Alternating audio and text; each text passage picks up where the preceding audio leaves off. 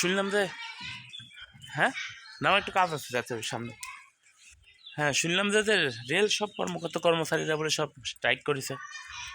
হ্যাঁ হ্যাঁ সব কী সব আন্দোলন চলিচ্ছে। হ্যাঁ হ্যাঁ ওই করলে যাচ্ছে রেল চলাচল বন্ধ থাকবি, এই সব চলিচ্ছে। মানুষের ওসব কী শুনবো? আমার যে তলদেশ দিয়ে ট্রেন হুইসেল বাজায় চলিচ্ছে এই খবর তো কেউ রাখে না, এসব খবর তো কাউকে কওয়া যায় না। ট্রেন চলাচল বন্ধ হবি, আন্দোলন চলেছে, এগুলো না হয় বিভিন্ন চ্যানেল ট্যানেলে বিজ্ঞাপন টিজ্ঞাপন আসছে, কিন্তু আমার তলদেশ দিয়ে যে ট্রেন হুইসেল বাজায় চলিচ্ছে এ তো কাউকে কওয়া যাচ্ছে না, কওয়া যাবেও না, তাই না?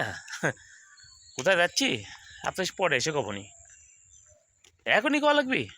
আরে বাবা রে, সংসারে অশান্তি চলিচ্ছে, সংসারে অশান্তি। তো সংসারে শান্তি ফিরায় কীভাবে আসবো? তো একজন খবর দিল পাশের গায়ে বলে একটা ন্যাংটা পাগল আসছে।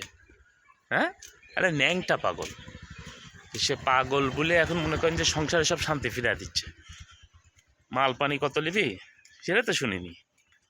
এটাও একটা কথা কইলেন আপনি, যে আসলে সংসারে শান্তি ফিরাতে হলে তো মাল পানিরও দরকার আছে, তাই না? তো ন্যাংটা পাগল আবার মাল পানি দিয়ে কী করবি?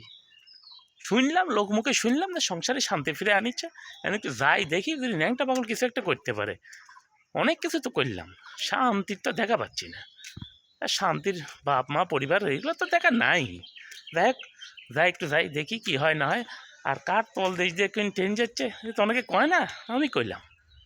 আপনার সাথে পরে কথা বলে এখন সময় নেই, গেলাম।